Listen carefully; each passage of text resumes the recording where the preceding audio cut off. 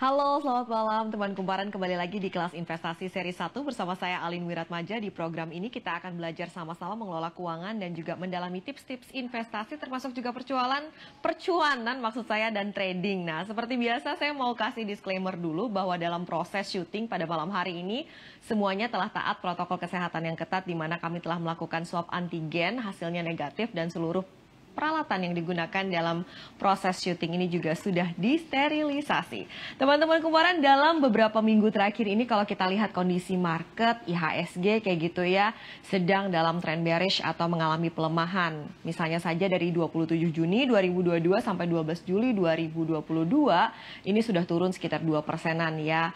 Dan IHSG pun juga kalau kita lihat masih belum bisa kembali ke level 7 ribuan dan saat ini masih bergerak di rentang 6.600-an. Nah, tentu saja dampak terbesar dari tren bearish ini bisa kita lihat di pasar modal. Misalnya dalam beberapa pekan terakhir ini transaksi harian ini jumlahnya tidak terlalu signifikan ya, nilainya 8 triliun rupiah saja. Tentunya tren bearish ini bukan tanpa sebab nih. Beberapa analis menyebutkan bahwa tingkat suku bunga acuan bank sentral di dunia yang dikerek naik ini imbas perang Rusia-Ukraina juga menyebabkan munculnya kekhawatiran para investor akan resesi ekonomi yang mungkin akan kembali terjadi di negeri Paman Sam dan sejumlah perekonomian negara lain.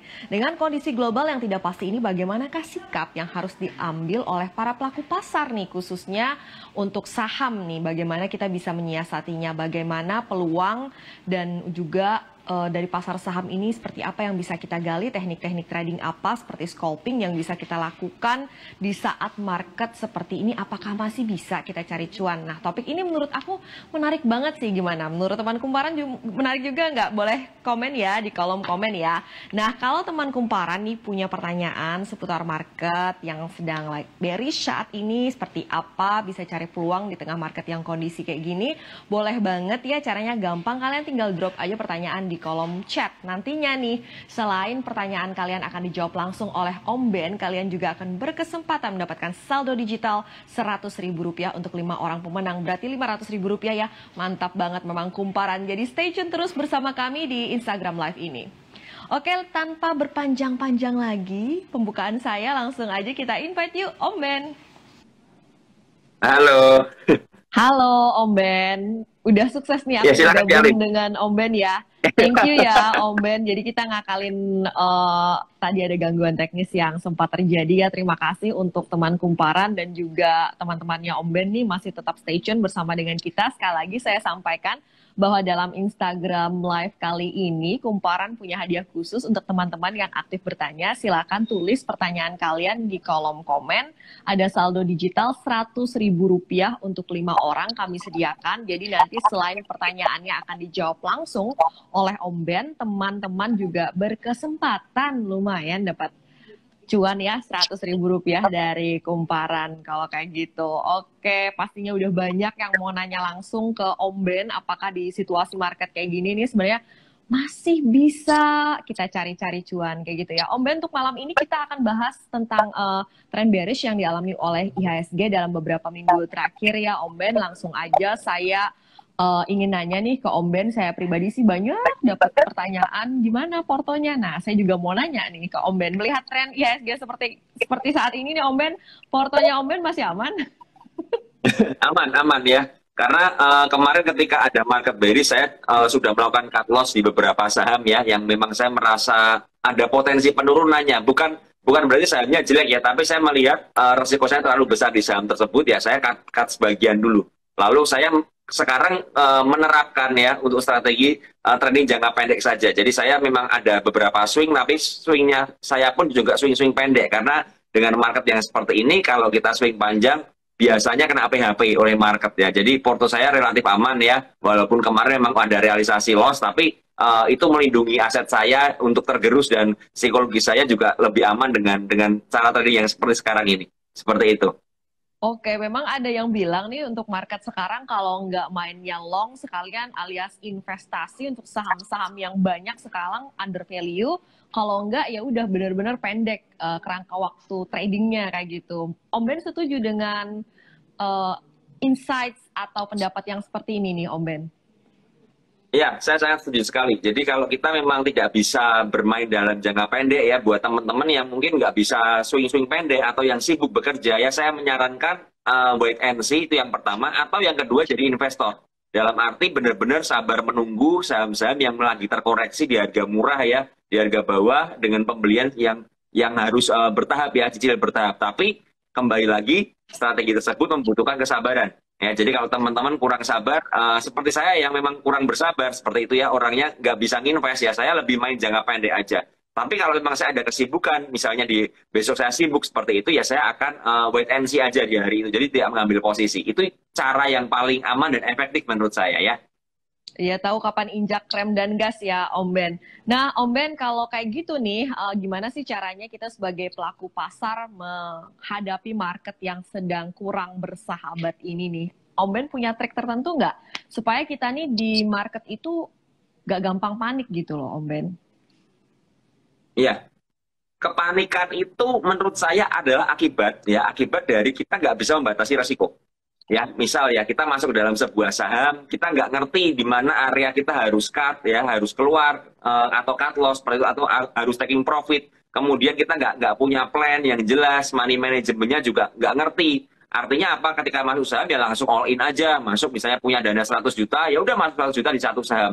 Tanpa pengertian, tanpa plan yang jelas. Itu yang menyebabkan kepanikan sebenarnya. Tapi berbeda ya, kalau teman-teman memang sudah memiliki plan ya, beli bertahap seperti itu, menganalisa ya, di mana pembatasan resikonya, saya rasa nggak akan panik. Jadi kepanikan itu adalah akibat atau dampak dari teman-teman nggak punya trading plan, ya, nggak punya money management yang jelas, sehingga apa? Sehingga belinya asal-asalan aja, atau bahkan beli ikut-ikutan orang, atau bahkan beli kalau ada di running trade rame ya udah masuk, tapi nggak pernah ngerti, nggak pernah dianalisa. Itu yang membuat kita panik ya. Kemudian seperti hari ini ada sebuah saham yang diguyur ya dalam detik-detik terakhir ya, menurut saya dalam hanya 20 detik aja dari 148 ke ARB. Teman-teman nggak memiliki plan, atau teman-teman nggak memiliki pembatasan risiko, sudah FOMO, kemudian teman-teman nggak ngerti bagaimana ini, akhirnya menunggu dan pasrah, dan banyak yang akhirnya nanya ke saya, di gimana nih Om Ben, saya panik dan lain sebagainya. Karena apa? Karena teman-teman nggak memiliki plan.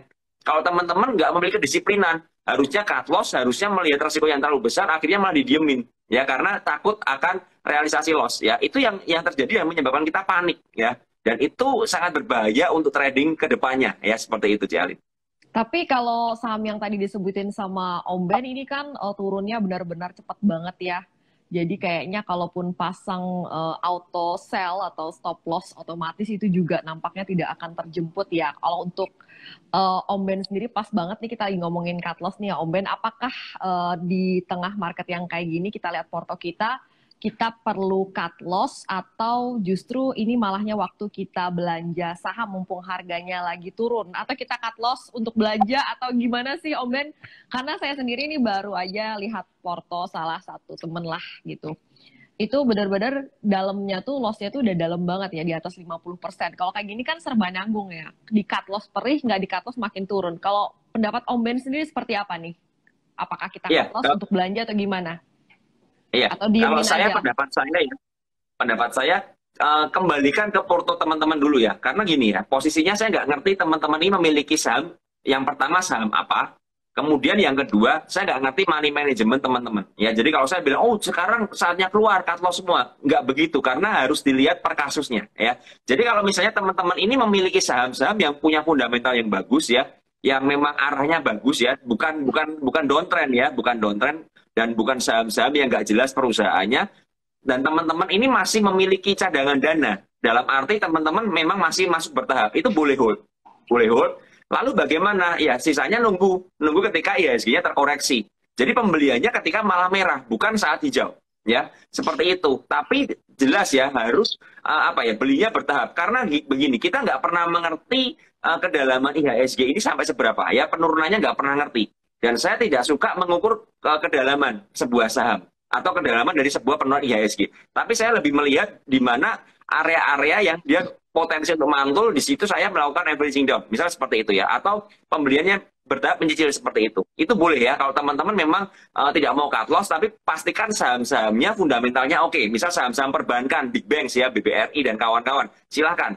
Tapi kalau saham-saham gorengan, saham-saham yang barusan IPO kemudian diguyur dan yang nggak jelas itu yang berbahaya. Ya. Kemudian kalau teman-teman memang punya saham yang perbankan seperti itu, tapi sudah all in, dalam arti sudah terlalu gede porsinya, bagaimana?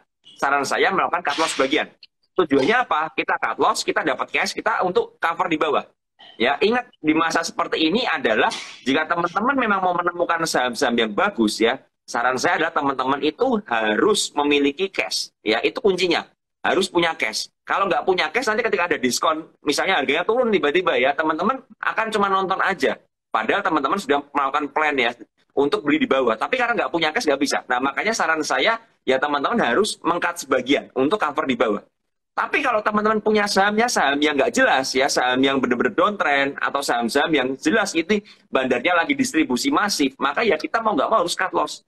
Memang mungkin cut loss-nya berat, tapi itu lebih baik karena apa? Ketika kita memiliki cash ya, kita bisa mengincar saham-saham yang oke lagi untuk mencari apa ya saham-saham yang murah tersebut ya untuk berinvestasi seperti itu dan memanfaatkan momentum untuk ketika sahamnya bergerak naik.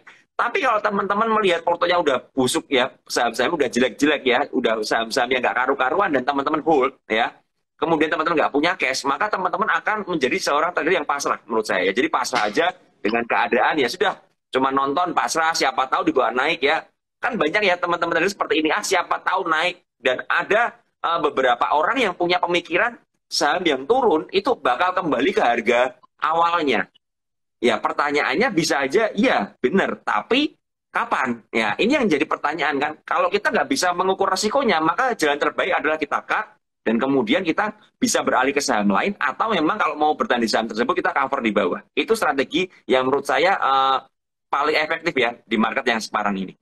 Iya, saya kira saran dari Om Ben ini relevan sekali ya, karena seringkali yang terjadi adalah sebenarnya kita ada kesibukan, misalnya pekerja kantoran seperti itu, tapi masakan trading di saham-saham yang volatil, khusus biasa saham-saham seperti yang disenangin oleh scalper, sementara tidak ada waktu untuk memantau, makanya jadilah portonya tidak terkontrol tadi ya, sampai dropnya dalam sekali, tapi bukan di saham-saham yang memang saham-saham untuk investasi. Baik, sebelum kita lanjut obrolan dengan Om Ben, saya mau bacakan dulu nih pertanyaan dari teman kumparan yang sudah masuk di kolom komen Instagram. Terima kasih ya, berarti pertanyaan kamu selain langsung dijawab oleh Om Ben, kamu juga akan mendapatkan saldo digital Rp100.000. Oke, dari Ninuts Kentang. Om mau nanya, sebagai newbie, metode atau indikator apa yang bisa menentukan saham kita ini bergerak uptrend, downtrend, atau konsolidasi? Wah, penting banget nih untuk mengetahui tren dari saham yang kita incar. Gimana nih Om Ben? Ya, paling gampang ya, kita memang sebenarnya kalau melihat sebuah tren, kita harus belajar yang namanya analisa teknikal. Ya, di mana kita ngerti, oh saham ini lagi bergerak turun ya, ada garis trendline yang memang turun. Tapi biasanya yang paling gampang ya, kalau teman-teman belum bisa ngegambar garis, ya kasarnya seperti itu ya, nggak bisa ngegaris-garis atau belum bisa charting ya, teman-teman bisa memakai moving average ya. Moving average ini adalah harga rata-rata ya, harga rata-rata. Misal MA5, berarti ini adalah harga rata-rata 5 candle terakhir ya. MA10 berarti 10 candle ya. MA200, MA100 dan lain sebagainya. Nah, kalau teman-teman mau melihat saham tersebut trennya bagaimana ya, dipastikan seperti ini. Saham yang sedang bergerak uptrend itu pasti MA kecil ya, dalam arti MA kecil itu gimana? MA5, MA10 ya, MA20, MA100 itu berurutan ya. Jadi MA5-nya yang di atas, kemudian MA10 di bawahnya, kemudian MA20, MA50, MA100 dan MA200. Itu sahamnya pasti uptrend. Nah, sedangkan saham-saham yang sedang dalam pembalikan tren biasanya mungkin MA5-nya di atas MA10, tapi MA20-nya masih di atasnya. Nah, biasanya kan akan berpotongan. Nah, itu ada pembalikan reversal arah. Tapi saham-saham yang downtrend ya, yang di mana MA200-nya di atas, kemudian MA100, MA50, MA20, MA10, dan MA5-nya itu berurutan dari besar ke kecil, itu sahamnya downtrend. Itu saran saya dihindarin aja. Karena apa? Karena kalau teman-teman bermain di saham-saham downtrend ya, berarti chance teman-teman untuk win di saham tersebut kecil. Karena sahamnya memang potensinya turun. Tapi kalau sahamnya uptrend, kesempatan teman-teman untuk menang di saham tersebut adalah besar, lebih besar, karena sahamnya lagi bergerak naik. Jadi kita bisa pakai yang namanya moving average untuk melihat secara singkat ya, bagaimana tren saham tersebut ya. Jadi kalau sebuah saham dari MA kecil ke MA besar udah berurutan, udah rapi, seperti itu, dipastikan sahamnya uptrend ya. Dan kemudian Tapi nggak boleh berhenti sampai di situ. Setelah melihat trennya, teman-teman harus melihat di mana area support dan resistnya. Ya, karena saham yang uptrend pun di suatu titik akan mengalami perubahan arah menjadi downtrend. Itu bisa aja terjadi. Ya, jadi teman-teman benar-benar harus memahami di mana support resist dan di mana trennya. Ya, itu sedikit saran dari saya seperti itu. Oke, mantap sekali Om Ben. Jadi teman-teman silahkan ya dipasang di settingan chartnya ya, MA tadi untuk berbagai kerangka waktu yang sudah disebutkan oleh Om Ben. Baik, kita akan langsung lanjut ke pertanyaan kedua. Berarti yang bertanya juga akan mendapatkan saldo digital Rp100.000 dari Kumparan. Baiklah, pertanyaan dari Hesti Tamara. Om Ben, gimana tips menentukan value investasi yang bisa menjangkau plan yang baik? Apalagi investasi saham ini terkadang masih ada cut loss. Wah, kayaknya manajemen keuangan dan porto nih Om Ben. Iya, jadi kalau dari pertanyaannya saya menangkapnya bagaimana cara kita memanage porto ya seperti itu ya. Cara kita Betul. memanage portonya bagaimana ya. Jadi saran saya teman-teman menentukan dulu teman-teman ini style tradingnya bagaimana ya. Apakah mau trading cepat ya scalping ya, ataukah mau swing pendek-pendek aja, atau mau swing yang panjang atau investasi. Ini membedakan cara kita entry.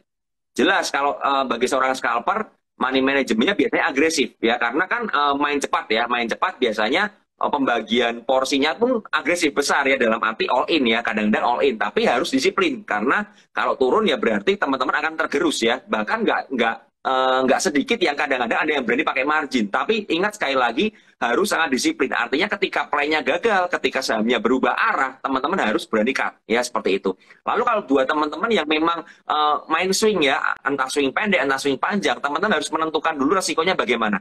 Dari analisa teknikalnya biasanya ya, saya melihat analisa teknikalnya, secara teknikal ini sahamnya bergeraknya bagaimana, supportnya ada nggak di mana, kemudian supportnya jauh nggak, support point-nya jauh nggak dari area beli saya, atau yang ingin saya beli di sana. Kemudian di situ teman-teman bisa melihat juga resistnya, target-target harganya jauh nggak, ya masih jauh nggak, apakah udah dekat nih, udah dekat resist. Dari situ kalian bisa mengukur yang namanya risk banding reward-nya, ya risk reward ratio-nya bagaimana. Biasanya saya sukanya risk reward ratio-nya itu risk-nya cuma 1, tapi reward-nya 2. Ya misalnya ya, di harga 100, support-nya di 95, misal seperti itu. Berarti kan ada 5 ya, penurunan ke bawah. Tapi ada reward-nya sampai ke 110. Nah, itu menarik ya, karena apa? Resikonya lebih kecil daripada reward-nya. Ya, jangan kebalik ya, jangan kebalik reward-nya kecil tapi resikonya gede, jangan kebalik. Itu cara penentuannya. Nah, dari situ teman-teman baru mengukur, oke, misalnya dari harga 100 ya, saya mau nih nyicil beli nih di harga 99, di harga 98, 97 dan seterusnya. Ya, tentu saja pembelian ke bawah harus makin besar dengan piramida ya. Tujuannya apa? Average yang serendah mungkin. Ya, itu yang saya ajarkan. Lalu kalau teman-teman memang mau bermain investasi, ini berbeda hal lagi. Kalau mau bermain investasi, tentu saja teman-teman harus mengerti saham apa yang perusahaannya ini masih punya prospek ke depan yang baik. Jangan perusahaan-perusahaan yang udah sunset atau perusahaan yang udah nggak ada masa depannya, ya. Apalagi perusahaan-perusahaan yang dimana terkadang pengendalinya atau owner dari perusahaan itu malah berjualan. Itu hindarin, ya. Jadi teman-teman harus memilih di mana perusahaan yang masih punya masa depan yang bagus, ya. Fundamentalnya bagaimana, kemudian lihat laporan keuangannya bagaimana, apakah masih bagus ke depannya. Nah, ketika teman-teman melihat ada sebuah perusahaan yang prospek, oh ini perusahaannya masih oke, harganya juga masih saya rasa murah, secara value-nya masih murah, tapi prospeknya masih tinggi. Nah, itu boleh teman-teman masuk, tapi ingat, itu pun teman-teman harus menentukan di mana harga beli idealnya. Ya, tujuannya apa? Ketika harganya turun ke bawah, teman-teman harus membatasi dengan cut. Ya, saya kemarin bertemu dengan beberapa investor fundamental, saya juga sempat nanya, gimana money manajemennya fundamental bagaimana? Dia bilang, selama kita masuk itu udah ada plan-nya, misal kita masuk baru 10% dari modal kita, nggak apa-apa.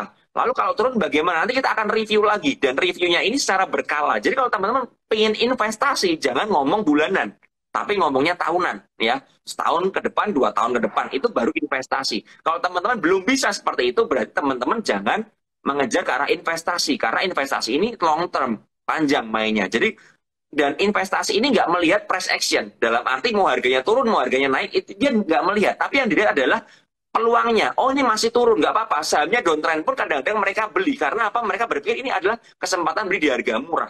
Dengan cara yang berbeda dengan orang-orang yang swing ya, atau dengan pakai teknikal ya. Ya, itu teman-teman harus paham dulu. Nah, setelah kalian paham seperti itu, tentukan kalian mau yang mana. money manajemennya berbeda. Ya kalau kalian intinya begini, mau orang yang scalping, mau fundamental, mau teknikal, mereka tuh punya satu kesamaan. Kesamaannya adalah mereka mengerti di mana mereka harus beli dan mengerti di mana mereka harus jual dan juga pembatasan resikonya. Itu yang paling penting. Kalau kalian mengerti seperti itu, penentuan money management portfolio itu menurut saya bukan hal yang bikin kita pusing karena adalah kita sudah punya plan dan kita stick on the plan-nya aja sesuai dengan plan kita aja, dilakuin aja plan-nya. Nanti kalau gagal bagaimana? Ya cut loss. Bahkan investor fundamental pun bisa cut loss menurut saya.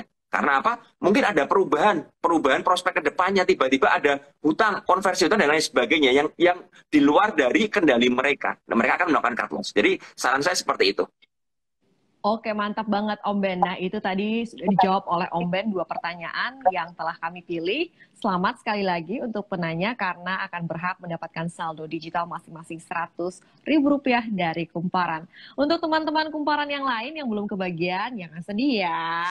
Tetap stay tune di Instagram Live pada hari ini karena seperti yang tadi dijanjikan, akan ada 5 orang terpilih yang pertanyaannya akan kita jawab bersama dengan Om Ben. Aku masih punya 3 slot lagi untuk teman Kumparan, jadi jangan ragu-ragu, silakan drop pertanyaan di kolom komen. Akan kita pilih pertanyaan yang sesuai dengan tema dan relevan untuk dijawab oleh Om Ben. Oke, tadi kita sempat bahas cut loss ya Om Ben. Kalau memang perlu cut loss, apa yang kita perlu perhatikan nih supaya kita itu tidak terlalu miris karena ruginya sudah terlalu dalam Om Ben. Ini nih adalah pastinya yang dirasakan oleh teman-teman trader setiap waktu. Kita tahu harus disiplin cut loss, tapi itu juga tidak mudah kayak gitu. Kadang-kadang kita masih punya hope, ujung-ujungnya terlalu dalam udah. Nih Om Ben, gimana nih? Iya, kebiasaannya begini teman-teman. Jadi saya pun mengalami ya pada awalnya ya, saya nggak mau cut loss karena apa? Saya takut uang saya berkurang, aset saya menyusut. Tapi saya punya mindset yang salah. Kesalahannya di mana? Teman-teman ini menurut saya tidak sadar bahwa apa? Bahwa ketika sebuah saham itu sedang dalam posisi yang distribusi atau downtrend, harga sahamnya akan semakin bergerak ke bawah. Artinya apa? Aset kita ini akan semakin menyusut, akan semakin berkurang. Nah, buat teman-teman yang biasanya, oh ini baru, misalnya udah misalnya, contoh ya, teman-teman itu punya di 10 juta, atau 10 juta, kemudian minus 10%, berarti teman-teman kan loss-nya udah 1 juta. Buat sebagian orang bilang, aduh 1 juta udah terlalu banyak nih Om Ben, ini harta saya yang berharga, saya harus nggak mau ini loss. Oke, nggak ada masalah. Tapi saya punya pertanyaan, bagaimana kalau dia turun 20%? Artinya kalian akan loss 2 juta. Apa kalian siap? Nah, ini yang apa ya? Menurut saya ini harus jadi evaluasi kita, bagaimana cara kita berpikir. Karena kalau teman-teman ngerti sebuah saham ini memang arahnya turun ya, arahnya memang downtrend, kita terus bertahan di saham ini, maka apa? Aset kita akan semakin menyusut.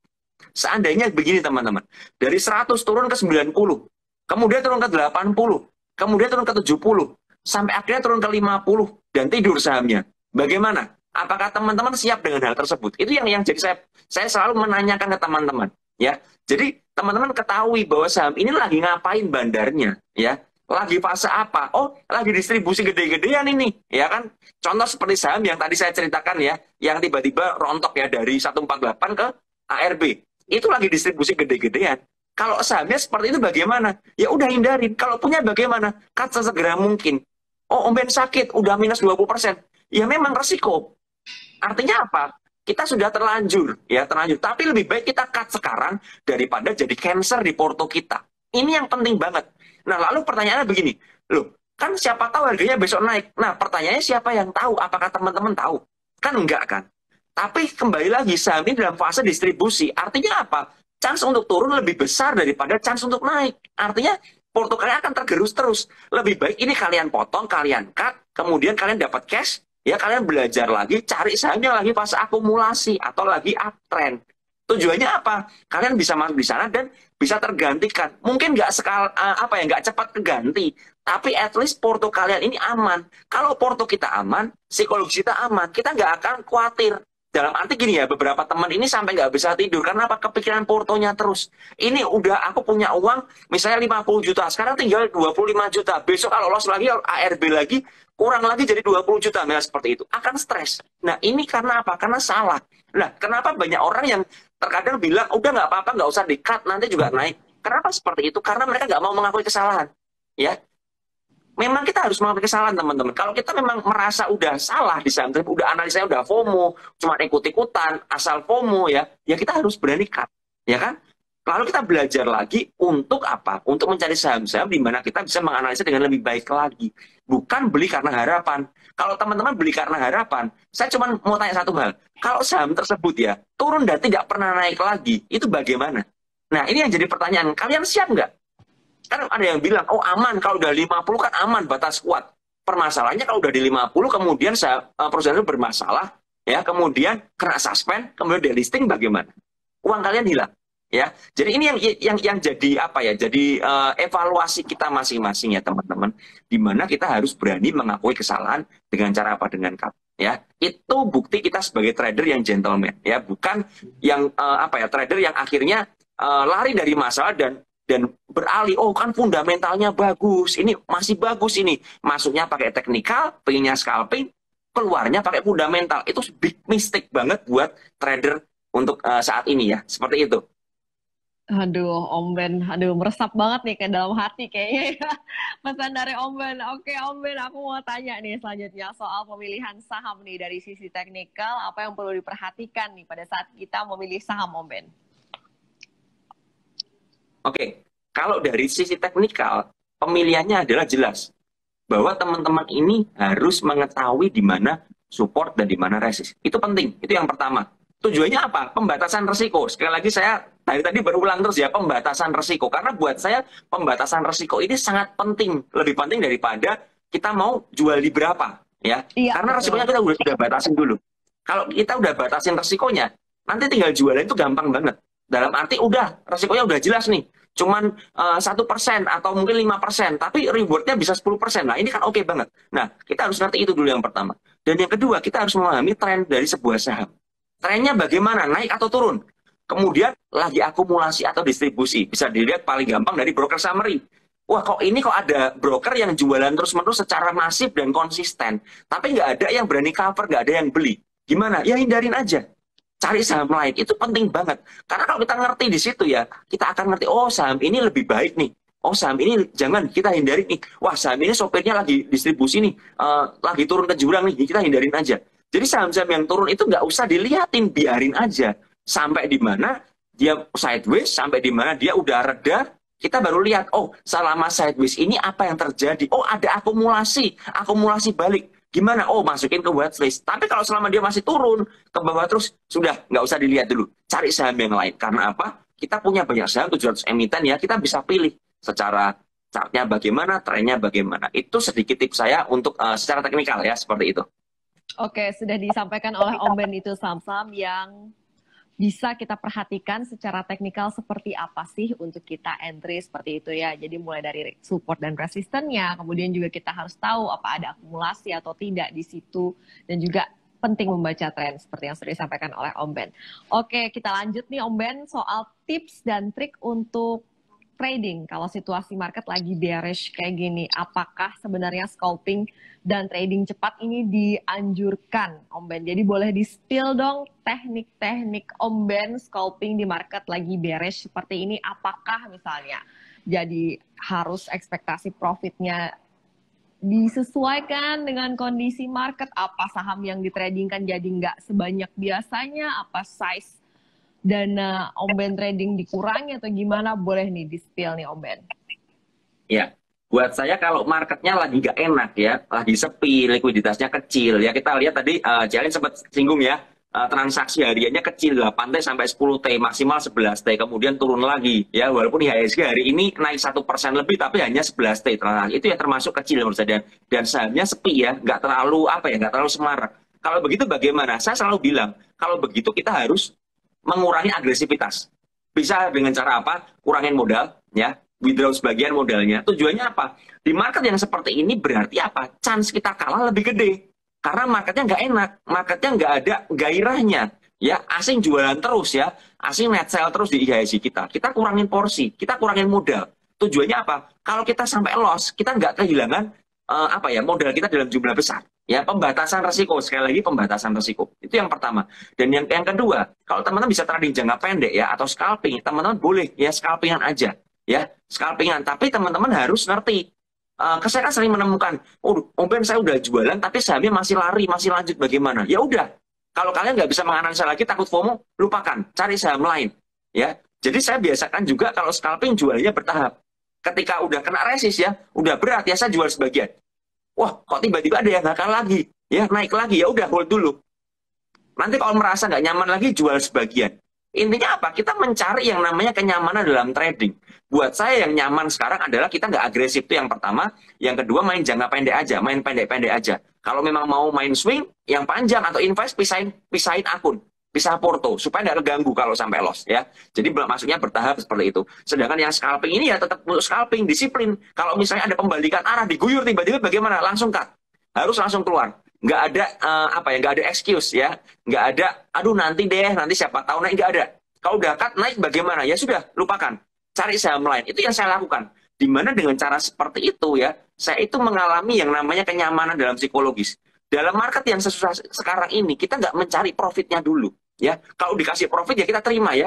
Ya, puji Tuhan lah, syukur ya seperti itu udah dapat profit. Tapi nggak usah ngejar ya, nggak usah ngejar. Karena apa? Semakin kita mengejar di market yang berat seperti ini, berarti chance kita menang itu semakin kecil. Makanya saya selalu bilang, saya sehari-hari pun nggak trading banyak saham, paling 2 saham, 3 saham. Tapi di mana saya udah analisa, di mana ketika saya analisa win rate saya di situ tinggi karena saya mantau saham ini aja. Kalau ada saham yang naik bagaimana? Ketika saya bisa menganalisa atau mengejarnya atau melihatnya dengan yang objektif ya, dengan benar-benar dianalisis, saya akan masuk. Kalau saya nggak bisa bagaimana? Saya akan lupakan.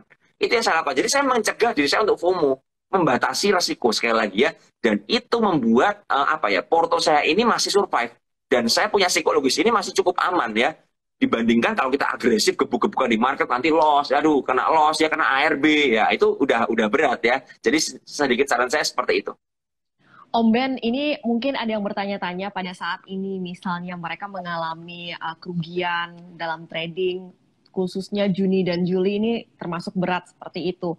Apakah untuk mengembalikan kerugian mereka lebih baik memilih sampai market lebih enak kondisinya, sekarang rehat dulu, atau nggak apa-apa deh, tetap deh di market, cuma ya tadi kurangin porsinya aja, yang penting nggak kehilangan experience di market, meskipun misalnya dari sisi untuk balikin kerugian masih jauh banget dibandingin yang kemarin-kemarin cut-loss-cut-lossan kayak gitu loh Om Ben. Soal mengembalikan kerugian dan mentalitas nih Om Ben. Iya, kalau saya pribadi ya jujur ya, saya bulan Mei itu berdarah banget, itu loss terbesar saya sepanjang saya trading ya. Dan sampai sekarang pun belum balik. Ya, belum balik. Saya udah ada profit, mulai konsisten lagi, tapi belum balik. Ya, yang saya lakukan apa? Saya nggak mengejar. Karena apa? Saya mengerti di market yang susah seperti ini bukan saatnya kita mencari profit untuk maksimal, enggak. Tapi gimana saya belajar, ya, saya menganalisa lagi, mengasah ketajaman saya, bikin trading plan yang lebih baik lagi. Tujuannya apa? Ketika marketnya bullish, marketnya enak, saya panennya di sana. Jadi saya tidak mengejar kerugian saya itu sekarang, enggak saya kejar. Tapi yang saya kejar apa? Saya mengintrospeksi diri, saya memperbaiki diri, saya mengupgrade diri saya. Tujuannya apa? Someday ketika marketnya oke, saya punya psikologis ini masih kuat. Sehingga apa? Saya nggak trauma dengan market. Ada beberapa teman udah trauma ya. Mau mencet buy aja udah takut nih, ya kan? Biasanya beli 1000 lot misalnya. Cuman sekarang beraninya 100 lot. Karena apa? Trauma, takut loss. Makanya gimana? Ya udah pakai 100 lot itu aja secara konsisten. Nanti kalau teman-teman profit konsisten ya, otomatis ya teman-teman psikologisnya akan lebih baik ya. Ini sedikit saya ceritain sedikit ya. Kemarin saya punya akun 10 miliar, 10 juta ya, 10 million ya. 10 miliar 10 juta. Ada juga sih akun Om Ben, saya yakin. Bukan ya, 10 juta, akun 10 juta saya. Kenapa saya pakai akun 10 juta? Kebanyakan orang nggak ngerti. Ya, kebanyakan orang nggak ngerti kenapa saya pakai akun 10 juta. Itu bagian dari saya mengembalikan kepercayaan diri saya. Dan akhirnya dari 10 juta, dari 25 Mei sampai sekarang, ya dari 10 udah sampai 120-an. Artinya udah naik 1.200%. Itu membuat saya punya kepercayaan diri yang bagus. Ya, berarti apa? Saya mengembalikan psikologi saya dulu. Nanti kalau ngejar yang loss-loss ini bagaimana? Udah nanti. Saya udah tutup buku dan saya udah mengakui kesalahan saya terlalu agresif di bulan Mei. Ya sudah, saya tutup buku. Saya mulai trading pelan-pelan lagi, bertahap lagi. Nanti kalau loss bagaimana? Ya udah. Saya akan melakukan evaluasi lagi. Tapi yang penting saya ini nggak kehilangan ketajaman. Nah, buat sebagian orang bagaimana? Apa kalian harus keluar dari market? Apa harus tetap bertahan? Saya kembalikan ke masing-masing. Ya, teman-teman masing-masing bagaimana? Kalau teman-teman ini butuh istirahat, dalam arti teman-teman nggak bisa mantau market setiap hari, teman-teman pekerja kantoran yang sibuk setiap hari, ya udah mungkin wait and see atau break itu adalah jalan yang terbaik dulu. Ya, sambil nanti belajar setiap malam, lihat lewat IG Live seperti ini, lewat YouTube, lewat apa, boleh.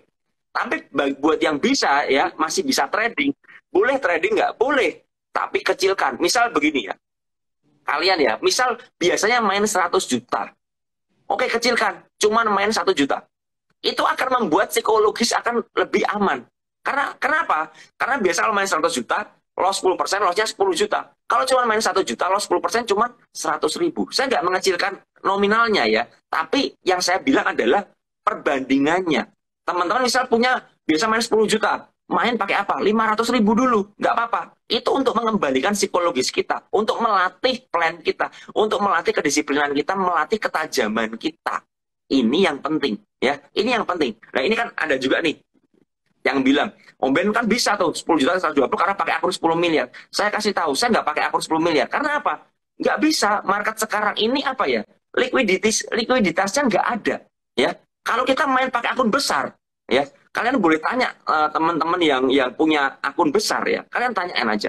Mereka lebih banyak wait and see, nggak banyak saham yang bisa ditradingkan dengan full power. Ya, kalian silakan tanya. Karena kenyataannya seperti ini.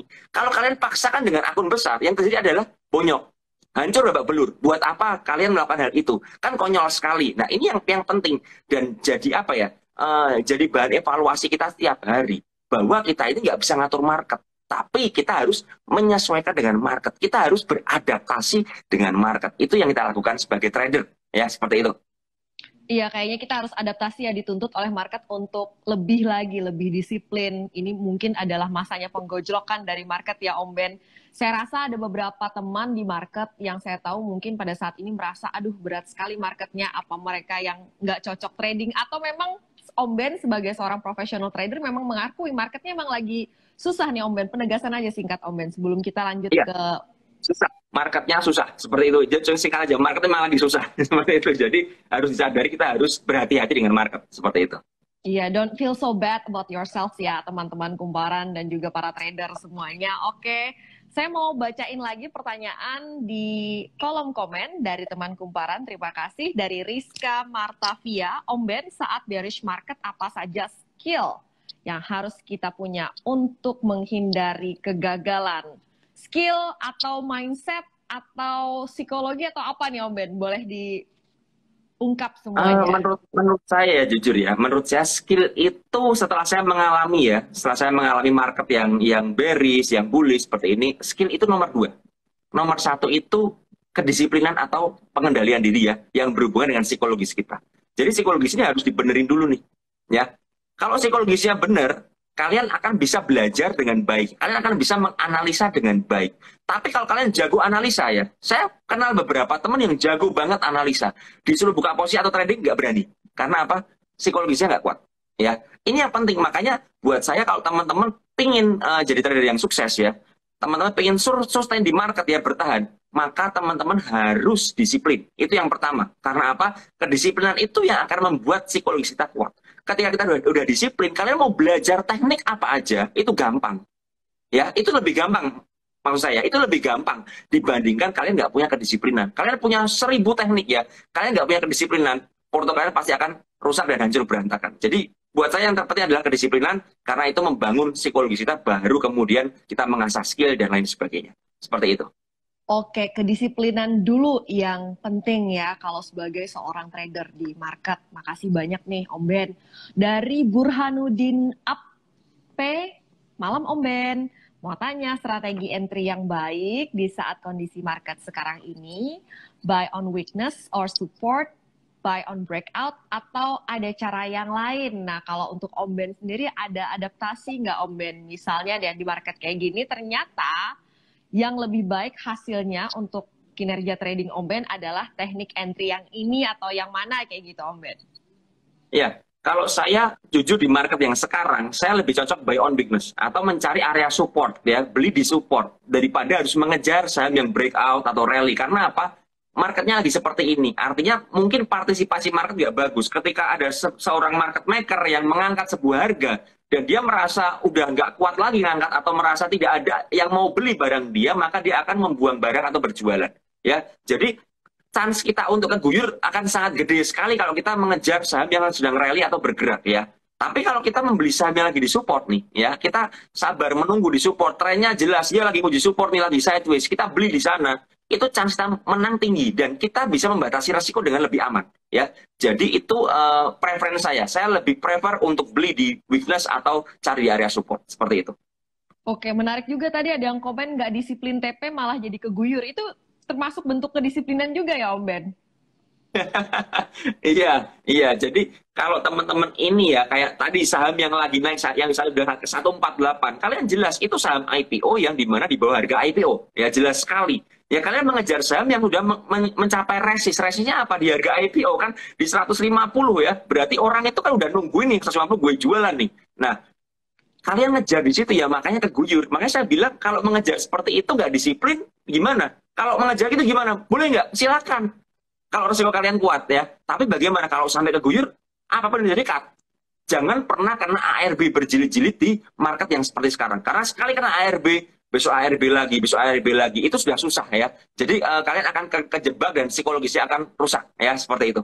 Betul, itu yang ambiar bukan cuma portonya ya, psikologis kita juga ambiar. Oke, itu tadi pertanyaan ketiga dan keempat yang beruntung ya penanya sudah dijawab langsung oleh Om Ben dan juga selamat mendapatkan saldo digital masing-masing Rp100.000. Baik banget ya kumparan, udah kita bisa belajar sama-sama, masih dikasih saldo digital juga. Lumayan buat nambahin akun tradingnya teman-teman.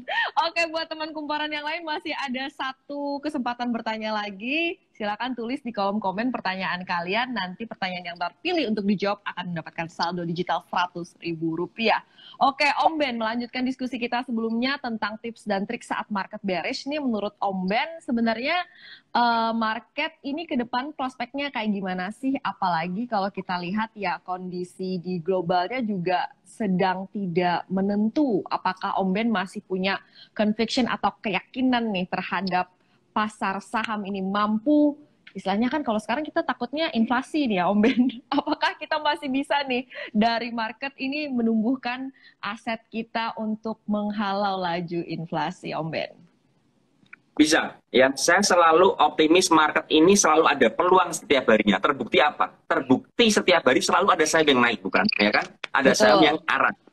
Permasalahannya kita mungkin nggak bisa melihatnya. Ya, ini yang perlu kita asah. Makanya saya bilang, kalau saya optimis dengan market, saya sangat optimis sekali. Apakah market akan terkoreksi? Nggak apa-apa. Saya justru kadang-kadang bilang ya, ini mohon maaf ya, kalau mungkin buat teman-teman nggak setuju, saya selalu bilang, mendingan market ini koreksi dalam sekalian. Udah ancur-ancur sekalian. Seperti COVID yang 2020.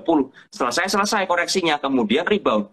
Kalau ini kan kita kayaknya diiris pelan-pelan, dikasih PHP nih, IHSG naik, besok dibanting lagi, nanti naik dibanting lagi, dan jangan lupa ada inflasi, di mana ada kenaikan suku bunga yang menyebabkan orang ini menarik dana dari saham juga, karena saham termasuk beresiko, orang mengambil cash, seperti itu ya. Nanti tanggal 26 ada pengumuman The Fed ya, seperti itu. Hari Kamis juga ada BI rate ya di Indonesia. Nah ini yang membuat harus berhati-hati. Makanya saya bilang kalau marketnya lagi bergerak naik, jangan FOMO, jangan ngejar harga ya.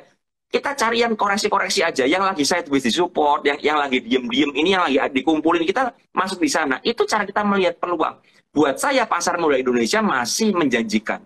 Cuman permasalahannya bagaimana cara kita entry menentukan bagaimana porto kita. Seperti itu, Jan. Wah, menarik banget nih Om Ben. Makasih ya Om Ben untuk memberikan apa ya semacam penguatan buat kita semua, masih tetap ada peluang di market. Memang tadi dikatakan Om Ben market seperti ini kita seperti diiris pelan-pelan ya. Kalau mungkin dari pengalaman teman-teman misalnya kita baru aja healing alias pulih recovery mental kita kebanting lagi. Pelan-pelan bangun keberanian kebanting lagi. Kayak gitu bener-bener nggak kayak gitu ngerasain? Coba boleh tulis di kolom komen ya kalau kamu bisa relate dengan kondisi yang seperti ini. Oke, terakhir nih Om Ben. Oke, Om Ben, tapi ini mungkin bisa dipilihin spill kode emiten atau rekomendasi yang cukup aman ya. Jangan yang terlalu volatil banget nih Om Ben yang bisa kita pantau sama-sama. Tapi disclaimer on dulu ya teman-teman, bukan ajakan jual beli. Kalau disebut sama Om Ben silahkan dianalisa lagi sesuai dengan profil risiko dan kerangka waktu kalian. Oke? Om Ben, apakah ada rekomendasi saham dari sisi teknikal yang bisa dikoleksi oleh teman kumparan saat momen market seperti saat ini? Iya, ini sekali lagi ya disclaimer on ya, saya ulangi disclaimer on dan saya tidak berniat. Jadi kan pada yang bilang, oh Ben bilang mau jualan mau guyur, enggak ya, saya enggak. Jadi ini saham yang cukup aman ya. Yang pertama yang sudah saya bahas di video saya kemarin ada saham IATA ya. IATA secara chart ya inverted head and shoulder ya. Tapi memang hari ini menguji area neckline-nya dan akhirnya nggak kuat diguyur ya. Dan itu buat saya masih oke ya, masih oke. Tapi kita sedikit bersabar ya, sedikit bersabar untuk beli di area support ya. Satu IATA, yang kedua yang memang sedikit menarik juga, tapi memang ini apa ya sudah break dari resist. Saya khawatirnya ketika break ini ada false break ya, yaitu BPKP ya. BPKP ini Bank Bukopin ya. KB Bukopin ya, KB Bukopin ini menarik, cuman permasalahannya seringkali false ya. Jadi ini jadikan pantauan aja. Silakan teman-teman analisa ulang ya. Bagaimana cara kalian menentukan entry-nya ya, entry-nya. Mungkin lebih bertahap, lebih sabar ya seperti itu ya. Dan kemudian saya lihat yang menarik lagi ada MPPA ya. MPPA juga masih menarik. Cuman memang MPPA ini terkadang agak sadis ya guyurannya. Jadi kembali lagi silakan ya, silakan teman-teman cocok atau enggak ya, kembali ke teman-teman risk profile-nya bagaimana. Tapi saya hanya melihat secara teknikal masih menarik. Akumnya juga masih cukup oke ya. Seperti itu lagi reakumulasi semuanya. Cuman ya kita lihat apakah cukup kuat bertahan di market ya. Ketika marketnya koreksi apakah cukup kuat semuanya ya. Jadi 3 saham itu dari saya, seperti itu, Jag. Oke, disclaimer on sekali lagi. Menarik sekali paparan dari Om Ben dari awal sampai jelang akhir perjumpaan kita nih.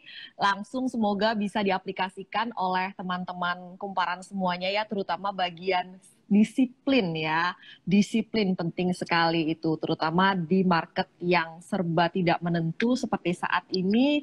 Kita nggak bisa lagi mengandalkan keberuntungan di market ya, berarti ya benar-benar itu it's all on us ya, tergantung kita sendiri bagaimana mengemudikan diri di market yang seperti saat ini. Pertanyaan yang kelima atau terakhir untuk teman kumparan yang sudah mengirimkan pertanyaan di kolom komen, yang terpilih adalah Danirah 490. Om Ben, gimana cara meminimalkan risiko terjadinya false break pada saat kita berniat buy on breakout? Nah, barusan aja dibahas oleh Om Ben tadi ya, pada saat mengulas beberapa saham tadi yang gagal breakout. Silahkan Om Ben. Iya, kuncinya gampang banget. Kita buy on breakout. Artinya apa? Beli ketika breakout. Kalau gagal breakout bagaimana? Udah jelas kan namanya aja buy on breakout. Ketika gagal breakout ya sell. Sesimpel itu. Jadi teman-teman udah jelas kan ya, kan namanya buy on breakout, gagal breakout bagaimana kita keluar. Lalu bagaimana money manajemennya? Saran saya jangan agresif ya. Karena dengan di market yang seperti ini kemungkinan gagal breakout-nya tuh besar sekali ya kan. Karena apa? Karena marketnya lagi nggak kondusif. Orang lebih condong udah kena resist nih jualan ya kan. Kalau nggak ada yang nampung atau bandarnya itu nggak kuat, nggak cukup punya agenda untuk nampung dengan konsisten, maka yang terjadi adalah gagal breakout ya.